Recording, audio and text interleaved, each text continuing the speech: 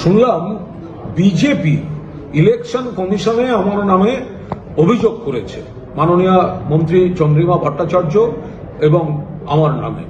কারণ কি না, কারণ হলো অমিত শাহজি বলেছিলেন যে ভোটের আগে আমি 15 দিন এসে বাংলায় থাকব, আর আমি তার উত্তরে বলেছিলাম 15 দিন কেন, 1 মাস থাকুন।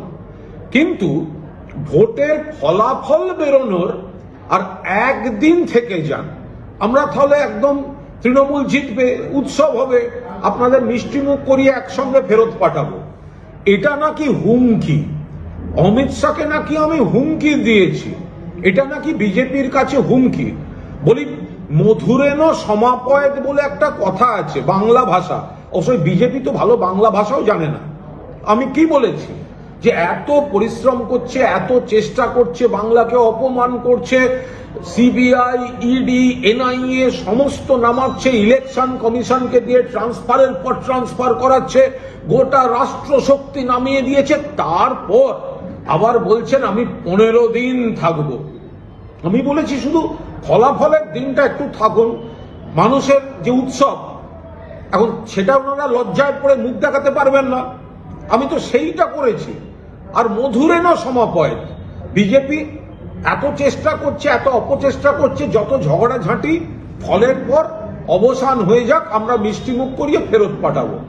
তো অমিত শাহ যখন কথায় কথায় হুমকি দেন, পাঠিয়ে দেবো, বের করে দেবো, অমুক করব, ওই আধা সেনা পাঠাবো, বিজেপি নেতারা কথায় কথায় হুমকি দেন, দিলীপ ঘোষ কথায় কথায় আজে বাজে কথা বলে যাচ্ছেন, সেগুলো মডেল কোড অফ কন্ডাক্টে পড়ছে না।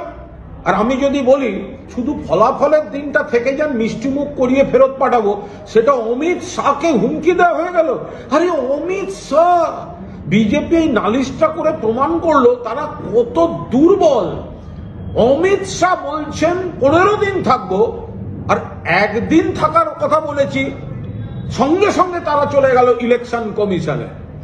আমি পরিষ্কার বলছি, কোন রকম প্ররোচনা, কোন রকম হিংসায় আমরা বিশ্বাসী নই, আমি দিও নি।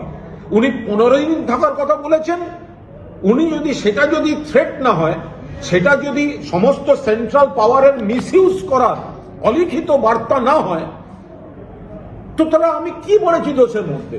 আমি বলেছি ফলাফলের দিনটা থেকে যান, সেটাও বলুন যে আমি 1 মাস থাকবো, 15 দিন থাকবো, ফলাফলের দিনটাও বাংলার মানুষকে দেখে যাব, আমরাও মিষ্টিমুখ করিয়ে ফেরত পাঠাবো। আরে মধুরেন সমাপয়েত, মধুরেন সমাপয়েত, তো এই শব্দটা না জেনে কাঁপতে কাঁপতে চলে গেল নিজেদের দলদাস, পার্টির এজেন্ট, পার্টি অফিস, ইলেকশন কমিশনে। কোনো অশান্তি, কোনো হুমকি দিইনি। আর অমিত শাহ হুমকি, আমি বিজেপি নিজেদের আর কত দুর্বল, দেউলিয়া সব প্রমাণ করে ফেলেছে। আজকের কমপ্লেনটা তার প্রমাণ।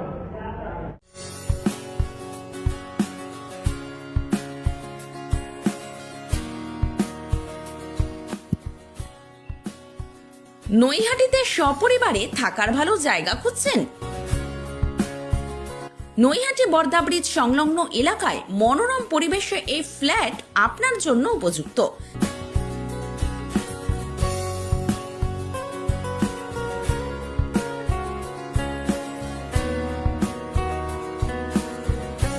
সেকেন্ড ফ্লোরে অবস্থিত 729 স্কোয়ার ফিটের 2 BHK এই ফ্ল্যাটে পাচ্ছেন 2টি কমফর্ট বেডরুম, 2টি বাথরুম এবং ফ্রন্ট ব্যালকনি সহ ডাইনিং রুম ও কিচেন। সমস্ত ফিটিং ও টাইলসের কোয়ালিটি দেখতে হলে চলে আসুন দেওয়া ঠিকানায়। বিশদ জানতে যোগাযোগ করুন সরাসরি মালিকের সাথে। মোবাইল নম্বর 7439155494।